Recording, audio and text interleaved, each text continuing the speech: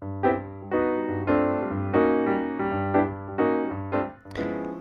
guys, happy to see me again. I hope so. Dan sekarang tanggal 31 Maret, jam ya setengah 11 malam. Di luar sedang hujan dan saya sedang ngeteh cantik sambil mau sharing tentang catatan belajar mengenai salah satu fitur di Go yang banyak banget orang request, ya, yaitu generic di versi 1.18 yang baru-baru ini rilis. Nah, kita akan lihat apa sih generic, gimana cara pakainya, dan kapan kita pakai generic dan kapan kita tidak pakai generic, gitu kan. Karena bagi seorang software engineer, we have to understand that every decision that we have and then we make, there will be always a price, right? So we should have this knowledge in our belt so we can choose a wise decision, right, in our code. So, ladies and gentlemen, without further ado, here it is, generics. Alright,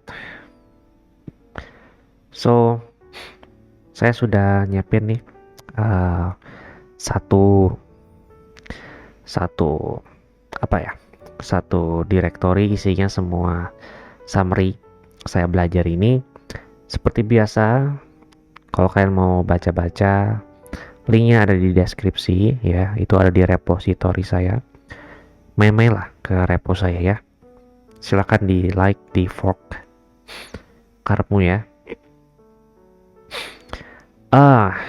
Ya, golang generic 1.18. Kita mulai dari apa sih generic programming itu, ya kan? Generic programming itu sebenarnya ya, dia itu sebuah style programming, cara nulis code dimana kalau kita nulis algoritma, function, even struktur data, nah kita tulis tapi kita nggak specify secara spesifik si tipe datanya. Jadi kita vector out tipe datanya dan biarin si callernya yang manggil code kita itu nanti yang nentuin tipe datanya apa, kayak gitu. Dan kenapa kita butuh generic? Well, di Go itu karena permasalahan utama yang mau di solve adalah ketika kita punya code yang logic yang sama tapi tipenya berbeda gitu. Nah, gimana caranya untuk bisa punya readability, maintainability yang lebih baik? Ya pakai generic ini gitu.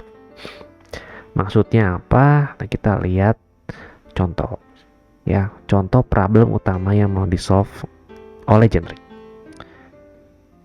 Yuk, kita bahas dulu problem statement yang mau diberesi sama si generic ini. Jadi di sini saya punya function simple namanya min integer 64. Tugasnya ialah dia terima slice, terus dia cari nilai minimum yang ada di dalam elemen slice-nya, terus dia return si minimumnya. Nah, di sini saya punya function minimum integer 64, terus saya panggil kayak gitu, biasa lah ya. Nah, kalau saya mau cari minimum value tapi buat tipe data lain, katakanlah floating gitu ya, caranya gimana? Kita copy paste, ya nggak? Iya dong, kita copy paste functionnya gitu, terus kita bikin function baru sesuai dengan tipe data yang mau kita support, misalnya float num gitu. Terus kita tinggal ubah aja ini jadi float 64, terus return float 64 gitu kan. Terus kita tinggal panggil kayak biasa, kayak gini ya kan, 5,1, 4,2, 3,2 misalnya gitu ya. Ini minta minimum float 64. Oke, oops, minimum float 64, min float 64. Yap. Oke, sebentar. Kayak gini ya. Nah, jadi apa ya? Ya bisa sih kita solve the problem dengan explicit function. Untuk masing-masing tab kita bikinin satu function baru gitu. Nah, tapi di sini ada kerugiannya. Approach ini memiliki kerugian yaitu tadi ya, kita harus copy paste code, jadi kayak nggak otomatis gitu. Terus yang kedua adalah semakin banyak code yang sebenarnya logiknya sama tapi kita harus duplicate, meaning that we have to do more maintenance on the code, which is not really good. Alright, so jadi ini adalah masalah yang pengen gue atasi dengan hadirnya si generic kayak gitu. Oke. Nah, generic sendiri itu bukan konsep baru, tapi sudah ada di bahasa pemrograman lain lebih dulu, kayak C++, Python, Java, Rust, kayak gitu ya. So it's not a new kid in the block. Nah, the good question is, mengapa kalau fitur ini sebagus itu, Go nggak punya dari dulu? Ya kan, dari dulu kenapa nggak punya gitu ya? Nah, dikutip dari sebuah dokumentasinya Go di sini ya. Halamannya itu ada di go.dev/doc/faq di bagian generics. Di sini ya. Why was Go initially released without generic types? Ya kan? Karena intinya adalah waktu mereka buat pertama kali versi 1, waktu mereka rilis versi 1, itu fokus utama mereka dari sisi desainnya, konsentrasi mereka adalah di bagian scalability, readability, dan concurrency. Udah 3 itu doang. Jadi polymorphic programming kayak generic itu buat mereka nggak esensial untuk si tujuan utama goalnya pada saat itu. Dan makanya mereka nggak introduce itu ke language-nya. Karena kalau mereka masukin generics itu akan menambah complexity dan mereka nggak mau itu. Mereka pengen bikin si language ini tetap simple ya kan. Ini adalah buzzwordnya Go, simplicity gitu. Nah, itu kenapa Go pada awalnya nggak punya generics ya pada bulan 2009 ya, bukan 2010 ternyata. Gitu. Nah, tapi setelah versi pertama rilis itu banyak orang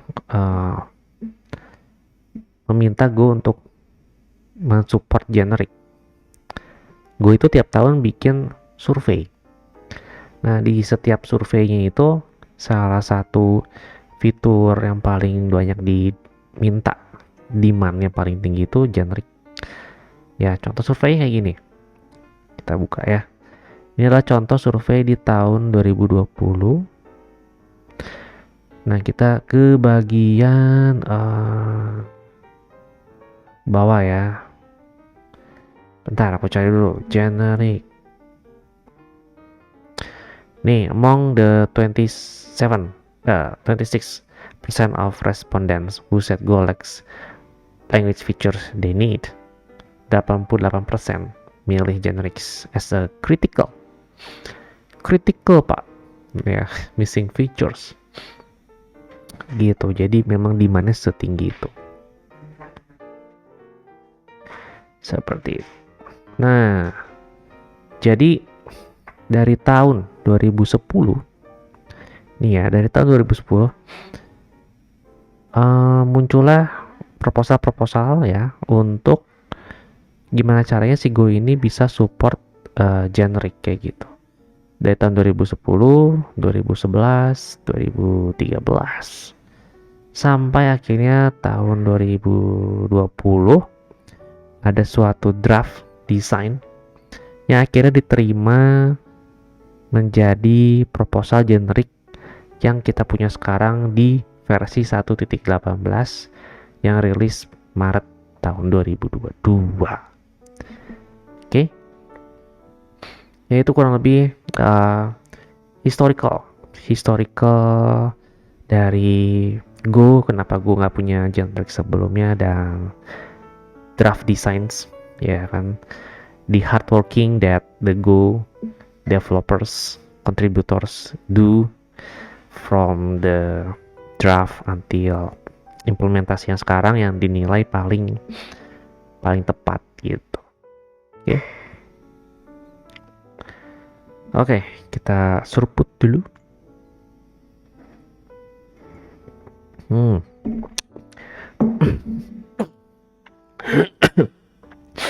Aduh. Nah, kita mau bahas di ini ya, generic di Go sebelum versi 1.18. Nah, sebenarnya teman-teman, sebelum versi 1.18, Go itu punya, dalam tanda kutip ya, bentuk generic, bentuk lain ya, alternatif bentuk generic sebelum versi 1.18. Nah, contoh di sini adalah kita tuh sebenarnya sudah punya generic construct. Contoh kayak slice, map, channel, ya kan? Maksudnya kalau kita bikin channel, bikin map, bikin slice itu caranya sama. Cuman nanti tipe datanya aja yang beda-beda gitu kan. Bisa boolean, struct, anything. Itu adalah generic construct yang kita sudah punya. Terus kita juga sudah punya generic functions kayak append, copy, delete, line, cap, make, new, close, dan lain-lain. Ini semua adalah fungsi yang generic, artinya kita bisa passing tipe data apapun ke dalam function ini, kayak gitu kurang lebih ya. Dan functionnya bisa beroperasi dengan semestinya. Kita bisa append slice integer, append slice floating, doesn't matter gitu. Kita bisa make, dia bisa make slice yang tipe datanya apapun, bisa make map yang key dan tipe datanya apapun. Kita bisa close channel yang tipe datanya apapun. Ya, it's a generic function that we already have before version 1.18 kayak gitu. Nah, kalau baik lagi ke contoh kita yang tadi, di awal kita harus bikin explicit function, dua function, yang satu untuk integer 64 dan floating 64. Apakah ada caranya kita mau bikin ini jadi satu function sebelum versi 1.18?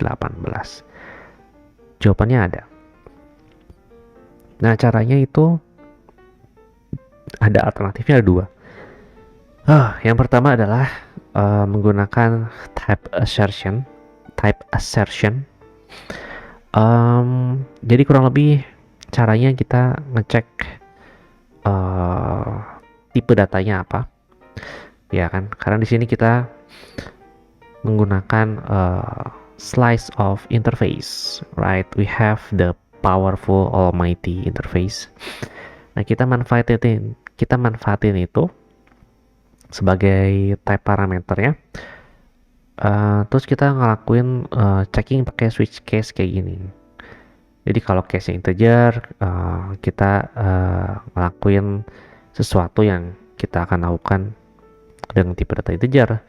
Kalau case floating juga kita akan assert datanya kita case ke floating 64 kayak gitu. Nah, tapi approach ini ada kekurangannya. Kekurangannya pertama adalah kita akan lose type safe. Artinya compiler itu nggak akan bisa lagi ngecek pada saat dia nge-compile ini aman atau enggak, karena dia terima interface. Misalkan kita masukin slice of boolean yang nggak disupport di sini, maka dia akan masuk ke default. Nah, berarti harus dari sisi code-nya lah yang ngecek ini support atau enggak, gitu kan. Type-nya disupport atau enggak, kalau enggak ngapain. Jadi dari sisi compile time kita udah nggak punya type save-nya lagi. Yang kedua adalah ketika kita manggil function ini, karena dia bentuknya slice interface, maka tipe datanya itu harus di wrap dalam interface lagi. Dan yang ketiga, selain kita melakukan type assertion di dalam function body-nya, kita juga harus melakukan type assertion di caller-nya, karena kita return di sini interface. Artinya nanti si caller harus convert lagi ke tipe data yang sebelumnya, yang dipassing. Oke. Cara lain itu menggunakan reflection. Seperti ini implementasinya. Jadi kita menggunakan package reflect untuk ngecek tipe datanya. Sama dia pakai interface juga. Tapi di sini kita bisa lihat kalau code readability-nya lebih buruk daripada yang type assertion. Dan yang kedua, ini punya performance yang lebih buruk dari type assertion, atau yang terburuk dibandingkan bahkan dari yang explicit function. Meskipun level perbedaannya hanya nanosecond untuk case yang ini ya, tapi anyway, performance wise it's worse, the worst ya, out of 3. So yeah, we actually have this alternative of doing generic before Go version 1.18, right? So after this kita akan ngecek lagi fitur baru di Go 1.18, si genericnya. Well, finally we explain about the generics. So yeah, thank you for being patient. Let's jump into our main topic, right? Alright.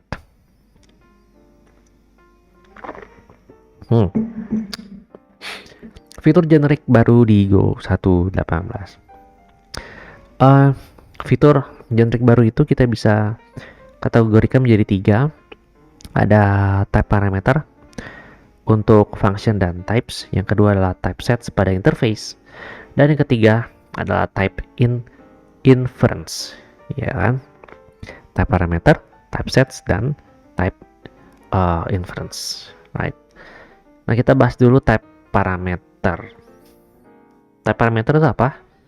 Type parameter itu sama kayak parameter yang kita punya di function, tapi ini untuk ngeparameterin type, ya kan? Ya, dari namanya udah straightforward kayak gitu.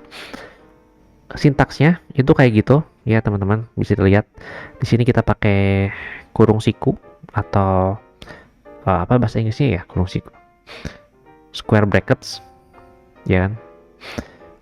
Terus di sini kita ada variable PQR. Ini adalah variable yang menandakan kalau mereka adalah tipe, dan best practice-nya kita pakai kita pakai uppercase bahasa Inggrisnya. Uppercase ya betul, uppercase, huruf besar lah gitu. Dan setelah si variable ini ada constraint 1 dan constraint 2. Constraint ini adalah type constraint, yang artinya adalah tipe data apa yang bisa disupport sama si generic ini. Jadi kita bisa definisikan limitasi dari type data yang bisa disupport oleh function atau struktur data yang kita pakai. Ya, nah kita akan cek contoh. Kita ada 2 contoh, example 2 dan example 3. Kita lihat example 2. Oke, kita masuk ke contoh kedua tentang type parameter supaya kita bisa mengenal lebih dekat tentang type parameter. Ini ignore aja linter-linter ini ya, karena Golang aku belum punya support yang sebaik itu tentang generic, but it works ya teman-teman. I have tried this. So anyway, Saya mau compare ini dengan function yang minimum ini. Alright, let me put it side by side so we can see and compare together. Jadi di kanan ini adalah fungsi yang eksplisit kita definisikan per type. Yang di kiri ini adalah fungsi yang kita bikin menggunakan generic. Ya kan? Nah kayak gini. Oke, kelihatan kan? Kelihatan. Alright. Nah ini caranya kayak gini. Ya, jadi kita punya function min. Nah ini yang kurung siku ini itu adalah si type parameternya. Ya. Nah kemudian kita punya parameter biasa. Ya kan? Kita di sini terima slice yang tipe datanya T. Nah kalau di kanan ini kan terima tipenya spesifik ya, integer 64 atau floating 64 gitu. Nah kalau ini dia terima tipe datanya T. Nah si compiler itu akan expect kalau T ini akan didefinisikan somewhere in our code. Nah di case ini didefinisikan di inline gitu ya, caranya itu inline di dalam functionnya kayak gini, menggunakan type parameter seperti ini. Jadi T itu adalah yang ini, dia adalah constraint ordered. Jadi constraints ordered itu isinya tipe data yang support operator perbandingan ya, comparison untuk sorting ordered ya, kayak gitu. Nah ini ada di dalam package baru yang ada di Go 1.18 yaitu constraint. Ya kita bisa lihat nggak ya? Nah ini ya. Jadi constraint order ini adalah constraint that permits any order type yang support operator ini buat perbandingan order ya, lebih kecil sama dengan, lebih besar sama dengan, dan lebih besar. Nah kita pakai itu di sini. Nah kita seperti biasa kita return zero value dari T ya, dan sisanya sama gitu ya. Kalau kita lihat bedanya itu cuman di bagian type parameter, terus integer 64 nya kita ubah jadi T, returnnya kita jadi T juga, dan di sini ada return kosong. Nah kosongnya kita convert dulu ke T. Udah gitu aja. Nah cara manggilnya itu kayak gini. Jadi untuk manggil generic function kita harus panggil si functionnya kayak biasa, diikuti dengan type argumennya gitu. Jadi contoh misalnya kita mau panggil min untuk ngecek dari slice integer 64 kayak gini ya. Nah kita specify type argumennya berarti integer 64. Terus contoh kedua di sini ada floating 64 ya kan, kita passing type argumennya floating 64. Terus yang ketiga ada string, type argumennya string, dan yang terakhir ini ada empty integer 32, kita passing juga integer 32 di type argumennya kayak gitu. Nah ini jadi jauh lebih simple fungsinya, satu function yang logiknya sama bisa digunakan untuk semua tipe data yang mempunyai constraint ya. Constraintnya di sini kita specify adalah semua tipe data yang support ordered operator logic ya. Nah kita coba run si code-nya, go run main.go. Boom, shakalaka. Nah di sini kita bisa lihat it works ya. Jadi kalau integer 64 dia returnnya 1, floating dia returnnya yang 1,1, string dia return A. Kalau empty ya dia return default value-nya itu 0. Kalau string berarti default value-nya empty string. Kayak gitu. So dengan menggunakan generic, we can solve the problem with more code. Readability is better, and then maintainability is also better this way, right? Nah, sebelum ke sesi berikutnya, di sini saya mau bahas juga tentang suatu suatu proses namanya instantiation. Ini penting ya. Jadi instantiation adalah suatu proses baru yang ada di compiler. Jadi kalau kita ngejalanin fungsi ini, si compiler itu melakukan apa sih? Jadi dia bisa tahu ini tipe datanya apa. Right. Jadi instantiation ini adalah suatu proses di mana di mana si sistem akan provide type argument ke si functionnya. Jadi kalau kita panggil minimum integer 64, ini kan type argumennya integer 64. Nah, integer 64 ini akan nge-replace si constraint ordered ini jadi integer 64. T adalah integer 64. Berarti T di sini adalah integer 64. Berarti si S ini dia adalah slice integer 64. Dan T di sini adalah integer 64. Berarti function ini akan return integer 64. Nah, kalau waktu code-nya nge-compile yang string, berarti T ini berubah jadi string. Nah, itu adalah proses instantiation. Dia ada dua steps. Yang pertama, substitute type argument for type parameter. Yang tadi saya sebutkan, substitute mengganti type argument, ini type argument ke si type parameter ke sini, ya kan? Constraint ordernya diubah berdasarkan type argument yang kita passing ketika compile time. Yang kedua adalah check that type argument implement their constraints.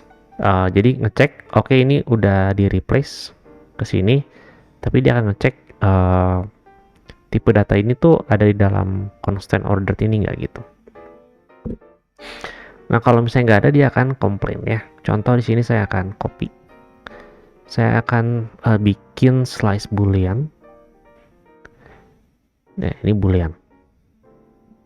Kita akan coba compile lagi. Kita akan compile lagi dan hasilnya adalah compilernya komplain ya. The bool does not implement constraint ordered. Jadi nggak bisa. So make sure tipe yang kita passing di type argument ini disupport atau ada di dalam type constraint-nya. Dan make sure juga setiap operational yang kalian tulis di dalam sini disupport sama type yang ada di dalam constraint ordered-nya gitu. Kalau nggak nanti compilernya bakal komplain. Nah, itu adalah contoh pertama dari type parameter yang kita deklarasikan di dalam fungsi. Nah, selanjutnya kita akan lihat type parameter yang kita buat di dalam struktur data. Alright.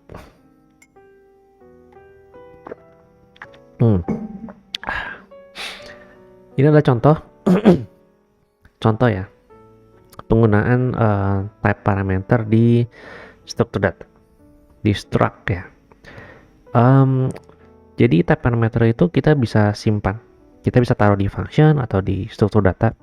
Kalau contohnya ini struct, kita juga bisa pakai di tempat lain kayak interface gitu ya. Nah, ini contohnya di sini saya punya tree ya, binary tree. Implementasi binary tree biasa. Maaf.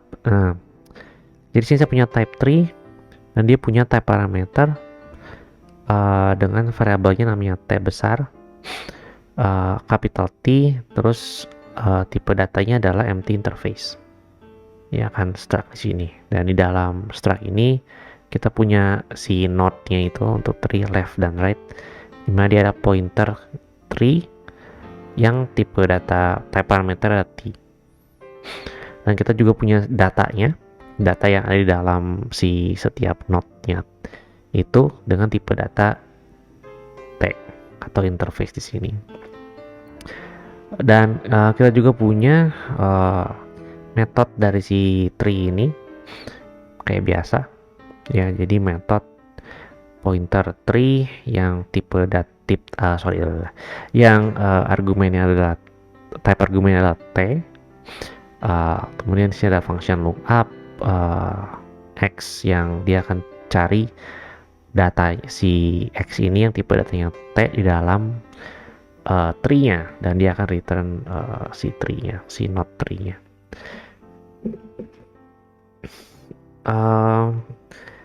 Jadi kayak gitu. Jadi kita bisa bikin struktur data. Contohnya di sini adalah binary tree yang dia punya type parameter. Kenapa ini bisa atau useful gitu ya? Karena struktur data ini dia sifatnya umum. Kalau binary tree, it doesn't matter what the data inside, ya kan? Di dalam tree-nya bisa vector, integer, string, whatever it is. Tapi logic binary tree-nya kan sama aja sebenarnya. Jadi kita bisa pakai type parameter.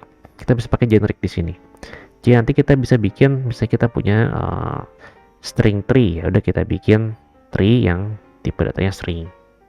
Type argumennya string. Kita punya integer tree, ya berarti tree yang type argumennya adalah integer. Nah, ini adalah contoh type parameter yang kita implementasikan di dalam types ya, di dalam types. Oke, kita lanjut membahas tentang typesets. Jadi yang pertama itu adalah type parameter, yang kedua adalah typesets. Pada contoh kedua yang type parameter function, kita tadi sudah melihat bahwa dalam type parameter untuk setiap parameter itu memiliki type, ya kan? Yang mana ya tadi contoh kedua? Yang ini ya. Type parameter dia memiliki types, ya kan? Contohnya parameter T memiliki type constraint ordered yang tadi ya. Nah, constraint ordered itu adalah meta type yang disebut juga sebagai type constraint. Nah, tugasnya type constraint adalah untuk menentukan type argumen yang diperbolehkan untuk digunakan oleh si pemanggil fungsi atau data structure-nya gitu. Nah, ini tadi sudah saya sempat singgung. Jadi constraint ordered itu fungsinya adalah hanya tipe yang dapat diurutkan yang dapat digunakan sebagai argumen T. Yang kedua adalah value dari type T itu dapat digunakan untuk operator yang ini lebih kecil sama dengan dalam fungsi. Dan constraint ordered itu adalah salah satu type constraint dari package baru constraints yang ada dalam versi 1.18. Nah, itu tadi kita sudah bahas. Kita akan lihat type constraint sebagai interface. Maksudnya apa? Jadi di Go itu type constraint dia harus berupa interface. Oke, jadi di Go 1.18 yang namanya interface, selain dia bisa mendefinisikan metode seperti yang kita tahu, sekarang dia punya fungsi baru yaitu untuk mendefinisikan type constraint. Nah, itu pola pikirnya dari mana tuh? Kok bisa interface sekarang bisa kita pakai untuk mendefinisikan type constraint? Oke, kita akan lihat picture interface define method set. Nah, jadi kita tahu kan kalau interface itu kita bisa pakai untuk mendefinisikan metode. Ya, ada metode A, metode B, metode C. Misalnya kita punya interface, suatu interface, dia punya 3 metode A, B, C gitu ya. Ini yang biru ini gitu ya, si interface. Method setnya. Artinya, kalau kita punya type P, yang dia juga punya metode-metode, dan diantaranya ada A, B, C, maka type P ini kita bisa bilang type P mengimplementasi interface yang ini. Nih yang warna kuning ini si P, dia mengimplementasi interface ini karena dia punya A, B, C. Sama Q juga, dia punya A, B, C, D, E, tapi dia juga mengimplementasi function A, B, C. So we can say Q juga mengimplementasi interface A, B, C dan juga type R, ceritanya gitu. Nah, itu adalah interface define method sets yang konsepnya kita udah punya ya sebelum versi ini. It's not a new things gitu. Nah, sudut pandang itu kalau sebenarnya kita bisa coba lihat dari sudut pandang berbeda, diputer gitu, kayak diputer, yaitu karena types yang mengimplementasikan kumpulan metode ya, tipe-tipe yang mengimplementasikan kumpulan metode itu mengimplementasikan interface ya kan. Dengan kata lain, interface lah yang mendefinisikan kumpulan type-type tersebut, right? Kita buka dulu mana picture interface define typeset. gitu ya. Dengan kata lain, karena si tipe-tipe ini mengimplementasikan interface ini, dengan kata lain, agak diputar kata-katanya, kita bisa bilang kalau interface inilah yang sebenarnya mendefinisikan si tipe-tipe itu yang mengimplementasikan interface saya gitu kan. Diputar lah gitu kata-katanya. Nah, karena sudut pandang seperti itu, maka di Go 1.18 interface ini diputuskan untuk bisa digunakan untuk mendefinisikan typeset. Ya, kita cek interface as a typeset. Interface as a typeset. Yang ini ya. So actually, because of that point of view, kita bisa mendefinisikan typeset yang sintaksnya kayak gini. Jadi saya punya interface, ya interface. Ini cara sintaks atau literal ya mendefinisikan typeset. Jadi kita tulis aja di sini tipe datanya apa, terus digabungin sama si ini vertical line kayak gini, ya. Jadi itu maksudnya apa ya, bahasa keren itu union ya, union types ya. Jadi integer, string, boolean ini mendefinisikan integer, boolean, string types sebagai satu typeset.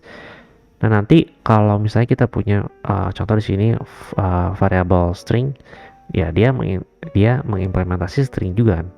Jadi string ini bisa dilihat sebagai define oleh interface ini karena mengimplementasi string.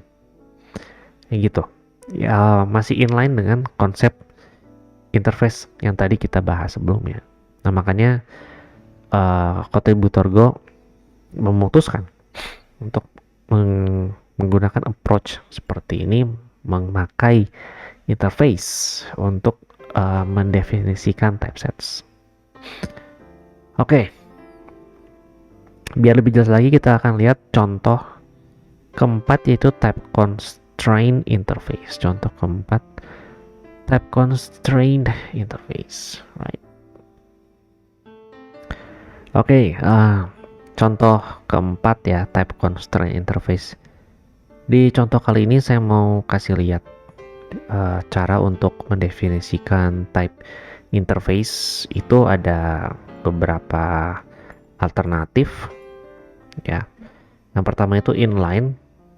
Jadi caranya langsung di type parameternya kita tulis interface kurung kurawal ya, atau angel bracket, terus kita taruh typesetnya atau type constraintnya gitu yang mau kita pakai di function add ini. Nah, kita sambungin pakai vertical bar kayak ini. Ini tuh jadi kayak union set gitu. Nah, ini kalau tanda cantik lagi, tanda cacing, ini artinya semua tipe data yang underlay-nya adalah integer 32. Kayak gitu. Misal kita punya variabel custom kayak age misalnya, usia, integer 32. Nah, supaya variabel custom saya si age itu bisa manggil function add ini sebagai type argumennya, maka dikasih tanda cacing seperti ini. Cara kedua itu sama kayak cara pertama, inline, tapi sebenarnya si interface ini bisa kita abaikan. It's okay. Cara ketiga itu kita pakai type constraint-nya didefinisikan terpisah sebagai interface terpisah. Kayak gini. Jadi kita punya function multiply di mana type parameternya T, type constraint-nya numeric constraint yang kita definisikan terpisah kayak gini. Ini juga bisa kayak gini. Dan si interface ini masih bisa berfungsi sebagai interface pada umumnya, yaitu kita bisa tambahin metode, kita bisa embed interface lain kayak gitu. Ya, jadi secara fungsi tidak ada yang berkurang. Nah, contoh berikutnya adalah type constraint can reference other type parameters. Nah, contohnya di sini saya punya fungsi namanya print slice, ya kan, isinya is very simple. Dia ngeprint setiap elemen di dalam slice. Slice-nya adalah slice S yang tipe datanya S. S ini didefinisikan di tab parameter yang dia punya tipe datanya si cacing si cacing ini bahasa Inggrisnya apa ya? Si cacing kurung brackets E. Nah, E ini kita definisikan di mana? Nah, ini kita bisa definisikan inline di satu tab parameter yang sama di sebelahnya. Jadi E ini adalah interface, empty interface. So it can be anything, right? Interface. It can be string, it can be integer, whatever it is. Jadi E ini refer ke E yang sebelahnya. Yaitu maksudnya tab constraint can reference another tab parameter. Lanjut, kita punya slice constraint. Ini adalah interface. Jadi ini saya mau kasih contoh interface itu juga bisa kita pakaikan tab parameters. Contoh di sini kita pasang tab parameter adalah I dengan tipenya adalah interface, dimana di dalam interface ini dia punya type constraint yaitu adalah slice dari I gitu ya. Nah, ini kalau kita bisa pakai dengan contoh seperti ini, first element. Nah, kita punya function untuk mencari atau mereturn elemen pertama di dalam slice, dimana tab parameter adalah S. S ini adalah slice constraint E, ya kan? E itu adalah interface. E ini apa? E ini didefinisikan pakai cara tadi yang reference other type parameter. Nah, ini E itu adalah interface. E ini kita passing ke dalam atau sebagai type argumen dari type constraint yang slice constraint ini. Jadi di sini di interface-nya yang ini itu refer ke E yang ada di sini. Kayak gitu. Ya mungkin agak bingung ya kalau belum terbiasa. Tapi ya gitu cara baca ya. Bener nggak? Iya bener. Nah, lanjut, saya punya function print. Nah, di sini agak berbeda. Saya punya type parameter yang constraint-nya any. Any itu dia alias dari empty interface yang kayak gini. Ya, jadi di versi 1.18 mereka punya alias interface empty kayak gini adalah any. So any is a new built-in type constraint, ya, an alias for empty interface. Kayak gitu. Nah, make sure meskipun di sini kita terimanya any, tapi make sure di dalam body dari function kita itu operator yang kita panggil itu disupport sama type yang kita passing. Contoh, kalau di dalam print ini kita melakukan operasi matematika pengurangan, which is kalau tipenya boolean atau string itu kan nggak bisa ya. TNI itu nanti compilernya bakal komplain. Lanjut, kita juga punya built-in type baru namanya comparable. Adalah semua tipe data yang kita bisa pakai untuk comparison dengan menggunakan operator sama dengan atau tidak sama dengan, ya. Jadi kalau kalian butuh tipe data dengan constraint tersebut, kalian bisa menggunakan built-in constraint comparable. Nah, ini cara manggilnya masih sama kayak tadi ya. Jadi add ini adalah type argumennya, ini adalah argumen biasanya. Kita run dulu biar gak kepo, gak penasaran. Kayak gitu ya. Ini bisa jalan ya. So this syntax highlighting ini karena golan aku belum ku upgrade ya ke versi terakhir, jadi ratingnya agak ngaco, but it works. Oke. Nah, tadi kita sudah bahas type parameter dan type sets. Dan yang terakhir kita akan bahas tentang type inference. Apa sih type inference? Type inference itu adalah kemampuan compiler untuk memilih type argumen apa jika kita memanggil fungsi tanpa type argumen.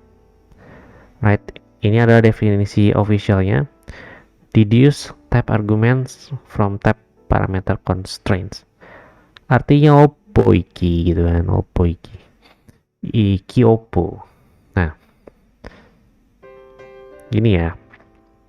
So, kita punya function min yang kita tadi udah lihat ya, exactly the same. Yang beda adalah cara manggilnya. So actually, instead of we write type argumennya kayak gini ya, actually we can omit it. That's it. That's what type reference type inference means ya. Kita bisa omit ini.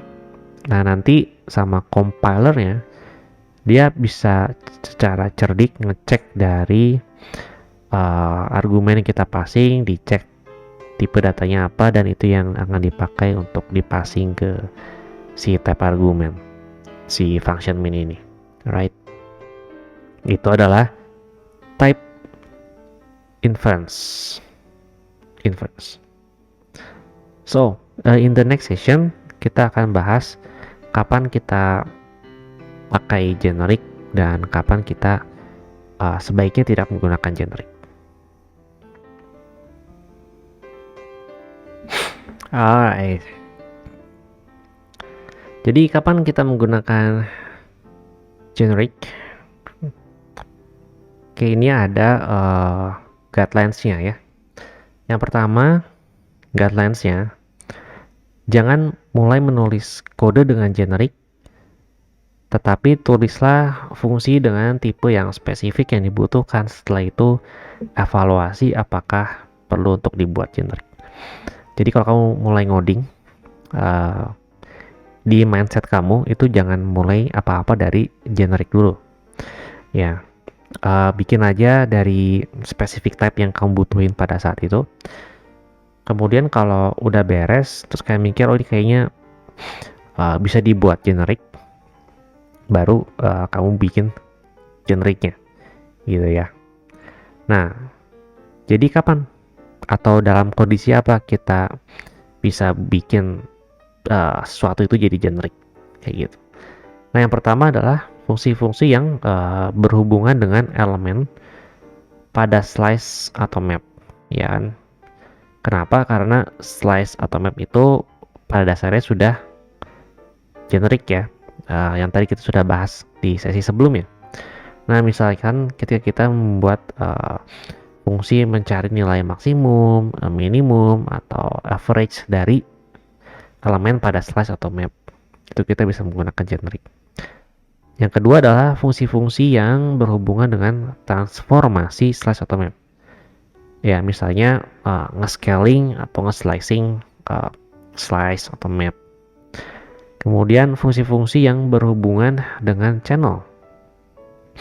Again, karena channel pada dasarnya dia sudah generic, seperti yang sudah kita bahas sebelumnya. Misalkan membuat fungsi untuk menggabungkan banyak channel menjadi satu channel ya, fan in. Yang berikutnya adalah menggunakan generic untuk struktur data yang sifatnya umum. Kayak tadi contoh yang kita sudah lihat, yaitu membuat tree ya kan. Juga membuat graph, bisa membuat linked list atau hash map. Pokoknya yang struktur data yang nggak kepatok sama tipe datanya gitu ya. Jadi struktur data yang bersifat umum. Dan yang terakhir adalah secara umum dapat digunakan untuk metode yang implementasinya sama untuk tipe-tipe berbeda, di mana hanya tipe data dari input dan output yang berbeda. gitu.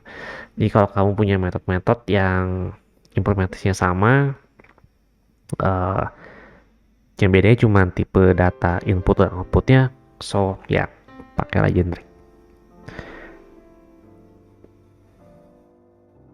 Jadi kapan tidak menggunakan generic? Nah ini berbalikan dengan tadi ya, kapan menggunakan generic. Nah ini kapan tidak menggunakan generic.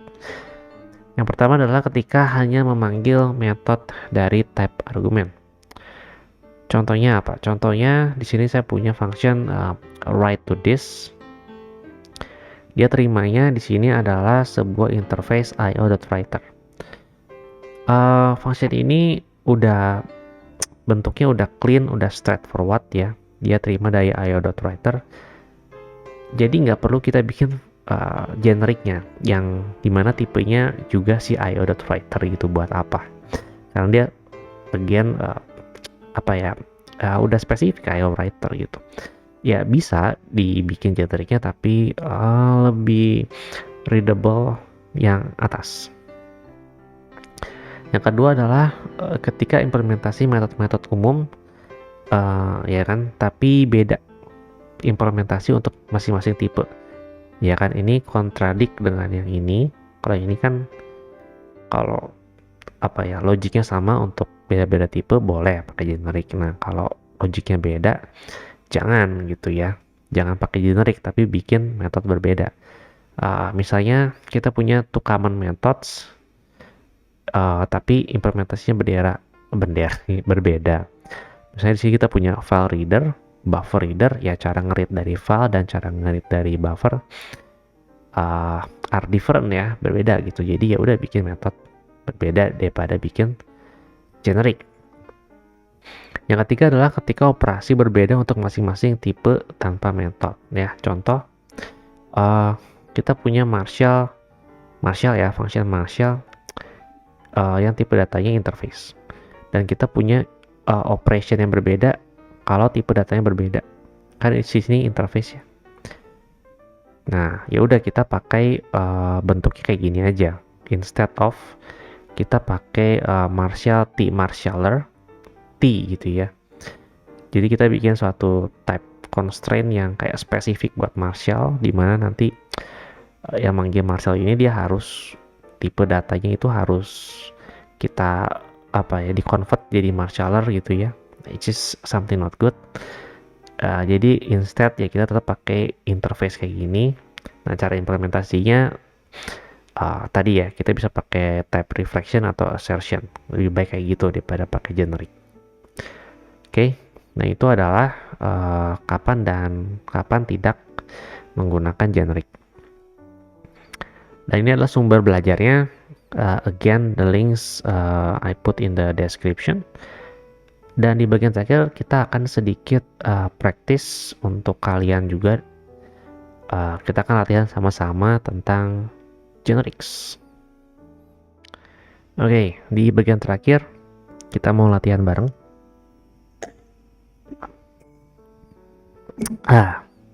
Ya, di sini saya sudah menyiapkan 2 buah questions. Ya, jadi saya harap kita bisa latihan bareng. Jadi kalian bisa pause videonya terus coba di rumah. Yang pertama ini adalah tentang sort map ya. Jadi saya punya function sort by key. Sort by key ini dia terima parameternya tipenya adalah sebuah map, key-nya integer 64, value-nya string, return-nya adalah slash of string. Nah, fungsi dia adalah untuk mereturn value dari si map-nya ini yang diordered based on key-nya, ascending, kayak gitu. Nah, contoh kalau saya punya map-nya adalah ini ya, key-nya 3, 3, 1, 1, terus 2, 2. Kalau kita panggil sort by key, dia akan return slice-nya adalah 1, 2, 3, kayak gitu. Oke.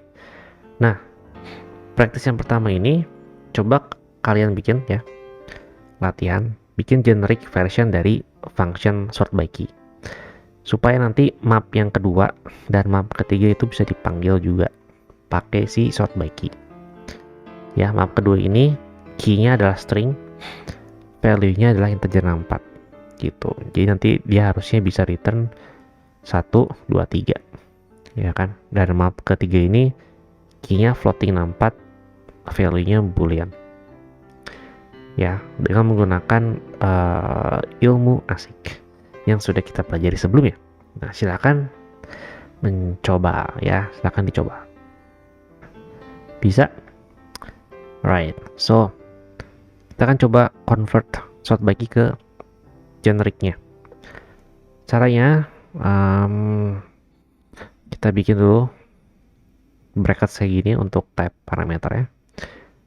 So, kita mau generalize di sini berarti si key-nya dan value-nya. Ya, so let's replace this integer 64 with variable k besar merepresentasikan key-nya, dan value-nya ya pakai v lah. Terus kita replace dulu yang berhubungan dengan key dan value-nya, berarti ini pakai slice v. Ini k berarti ini make keys, right? Ini berarti k juga. Ya sisanya sama, right? So sekarang kita akan define type parameter ya, dan type constraint-nya. So untuk key-nya kita akan pakai constraint dot ordered yang sudah kita pernah bahas tadi. Oke, constraints dot order. Right, there you go. Koma. Nah, untuk si v-nya kita pakai any ya. Right, it can be anything, right? Yeah, I think that's it. Yeah, I think that's it. So let's try. Okay, kita uncomment.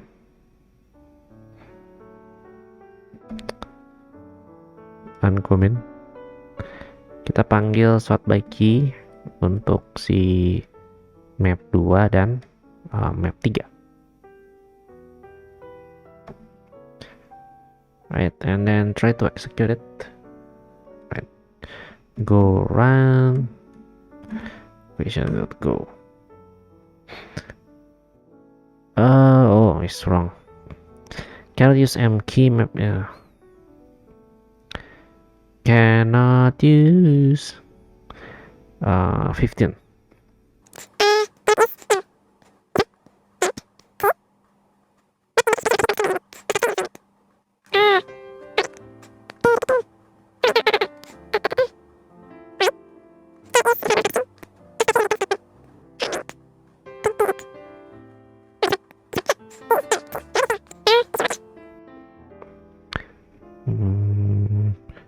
Oh, I see this one.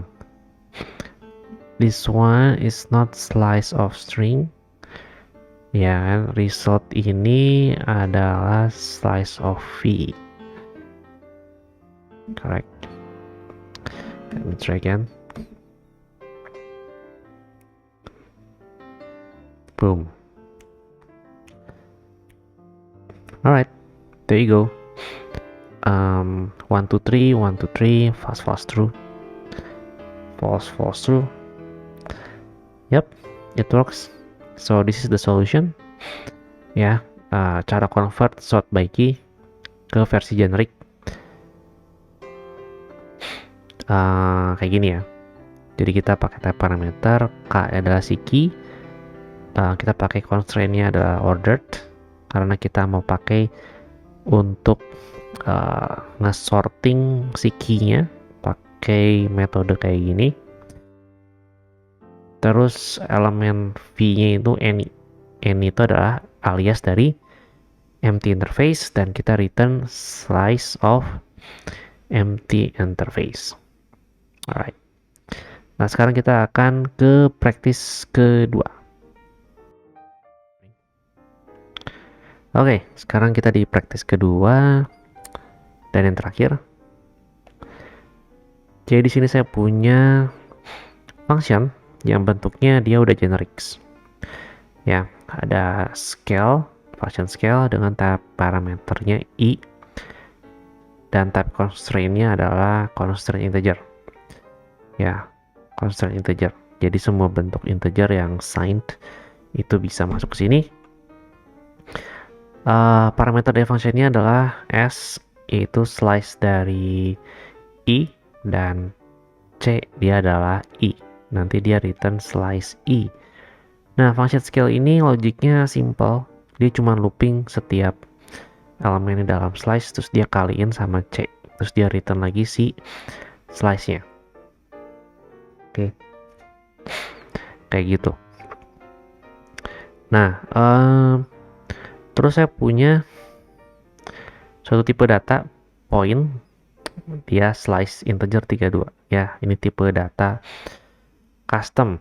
Nah, tipe data custom ini punya method string, dimana dia akan print elemen pertama yang ada di dalam slice integer 32-nya. Terus saya punya function scale and print yang dia terima type dia terima parameternya adalah point. Nah, terus di sini kita panggil function scale ya untuk nge-scale si pointnya. Terus kita print line si elemen pertama yang ada di pointnya menggunakan method string yang ada di dalam P. Nah, tapi code ini tuh dia nggak bisa di-compile ya. Kalau kita lihat function mainnya ini P pointnya 1, 2, 3. Kita panggil scale and print. Nah, code ini tuh nggak bisa di-compile. Kenapa? Kalau kita lihat go run.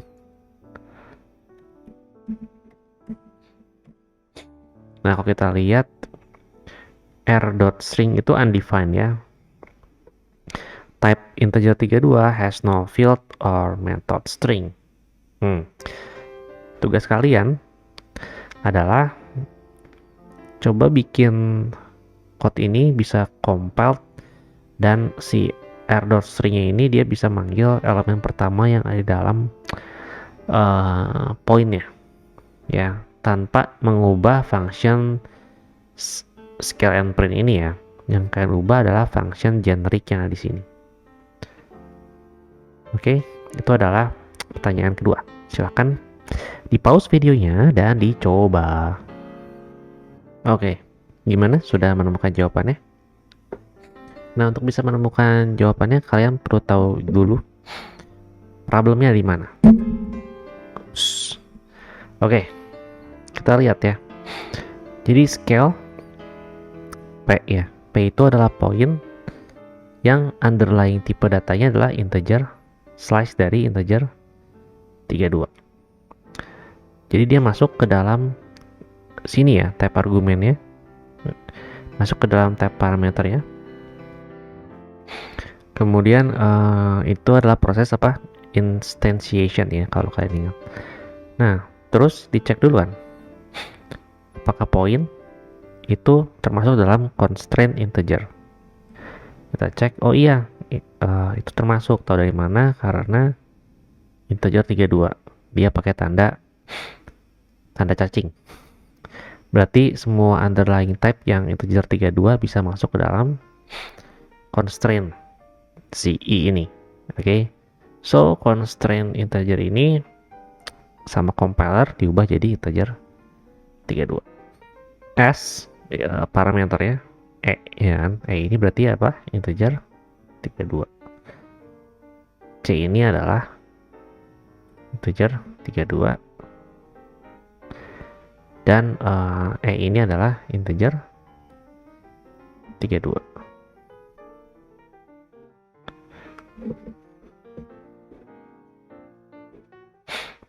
Gitu ya. Maka di sini kita bikin resultnya adalah slice dari integer 32. Nah, yang kita return adalah R, integer 32. Jadi si R ini itu sebenarnya bukan point, tapi integer 32. Dan integer 32 itu ya memang dia nggak punya method string kayak gitu. So that's the problem and how we should fix it, right? Right, how we should fix it. Nah, aku balikin dulu ke awal kayak gini. So instead of we use instead of we use type parameters kayak gini, we should introduce a new type parameters for our slice integer 32, right? So let's say I have S, which is this constraint-nya adalah slice of E, right? Dan saya harus pakai tanda cacing di situ, di mana I adalah constraint integer, correct? Dan S ini kita ganti ke sini, boom, right? Dan ini kita returnnya slice.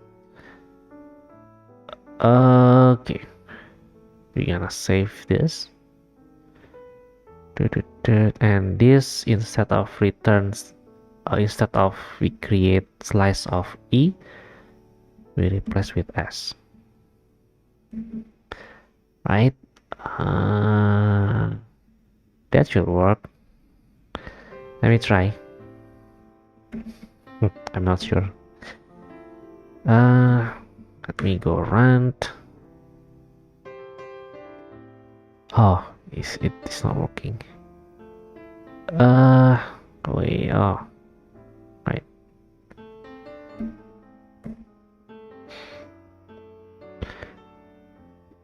Okay, I hope it works. It works, guys. So point di scale 2 berarti elemen pertamanya jadi 2, 1 kali 2 2 terus di return, right? It works.